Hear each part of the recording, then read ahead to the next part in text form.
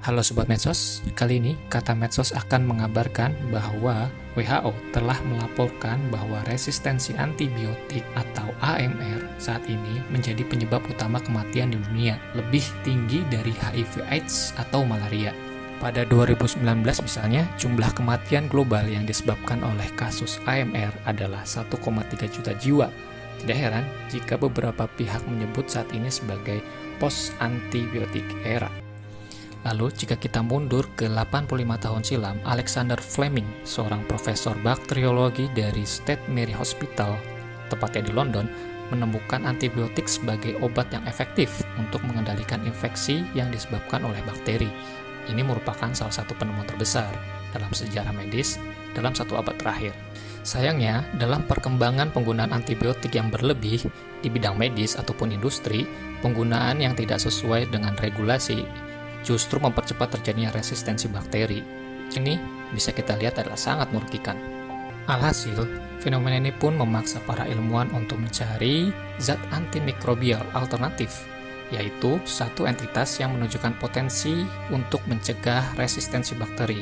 Di sini, hasil des riset Kata Medsos menemukan bahwa bakteriofag adalah jenis virus yang secara spesifik menginfeksi bakteri di dalam tubuh manusia ataupun di lingkungan. Jika diartikan, bakteriofag di sini adalah sebagai pemakan bakteri. Nah, untuk diketahui nih guys, bakteriofag secara alami itu ada di tubuh manusia dan di lingkungan. Bahkan, bakteriofag merupakan entitas biologi terbanyak di bumi. Hebatnya, bakteriofag pernah menjadi metode penyembuhan infeksi bakteri patogen di negara-negara barat pada waktu itu. Contohnya adalah ketika masa Perang Dunia Kedua.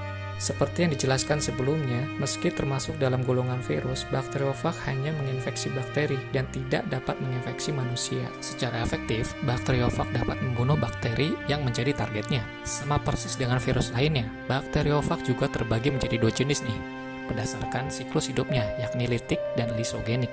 Namun, bakteriofag yang sering digunakan oleh manusia adalah bakteriofag litik yang sering digunakan untuk tujuan terapi. Oleh karena itu, bakteriofag sangat efektif untuk menghentikan infeksi yang disebabkan oleh bakteri patogen, seperti infeksi pada saluran pernafasan, disentri, infeksi saluran kemih, dan infeksi bakteri secara luas. Tak hanya itu, bakteriofag juga telah digunakan untuk mengobati penyakit infeksi pada pasien dengan imunitas lemah. Contohnya adalah cystic fibrosis, yaitu penyakit keturunan yang menyebabkan lendir dalam tubuh menjadi lengket.